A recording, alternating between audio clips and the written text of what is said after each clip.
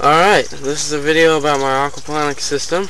I know I might have mentioned it in a previous video, either about the mini farm or the greenhouse, but we are in my greenhouse, and I just wanted to make a more thorough video of my aquaponic system and probably an update on it. So basically, my aquaponic system is run off of one tank, which is a 20-gallon tub, and it's about 3/4 of the way filled up, and I have 20 fish in there. I've got 10 tuppies and 10 feeder goldfish. My feeder goldfish are probably about 4 inches long now. No, maybe 3 inches long. And I've got 10 tuffies. 5 of them I just bought the other day, so they're real baby fish, real tiny baby fish. And 5 of them are pretty big. They're about 2 inches long. So, let's begin. This system is run off of 3 pumps, and was run off of an air pump as well, but I took that out. I might add it back in later on. There's the air stone over there. But basically, pump 1, which is the primary pump, pumps the water up into here. I don't know if you can see it. Up towards the back. Let me turn on the light here. You can see the water. It pumps the water up into this grow bed here, which is the primary grow bed. It's just only about half the size of the grow bed now because I have this part of the system here. And it's the only place I had to put it.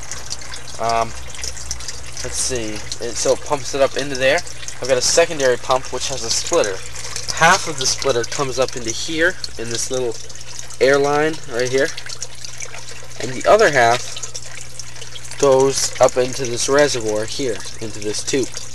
And then from here, or actually that line that pumps up into here, a little of it trickles out, and then there's another pump which pumps it up into here to have about a 4-foot gutter I use as a grow bed. And in here I've got lettuce, tomatoes, squash, and cucumber. In here I've got lettuce, back of the button, pepper, and tomato, and 2 zucchinis and a pepper down here. Anyways, it pumps it up in here, and then from there it drains down this downspout back into this grow bed. And that pump that comes up in here drains through this tube here, with the water level is probably up to about here, almost to the top, probably right about this first line right here. Then it drips down into this one here, and then from there it drips down into this grow bed. All the water drains back into this tank, into this 20-gallon tub.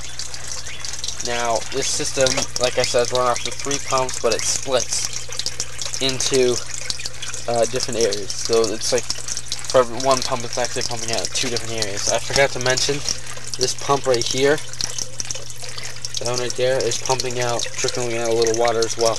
I decreased the amount of flow going into this grow bed so that I would have enough water pumping through this part of the system as well. So this part of the system is new. I built that part yesterday and added this little piece here today.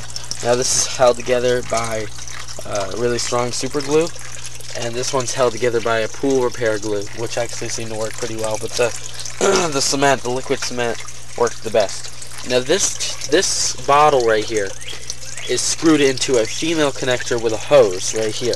It's actually taped together right there, but with a tube in the center to make sure water flows through.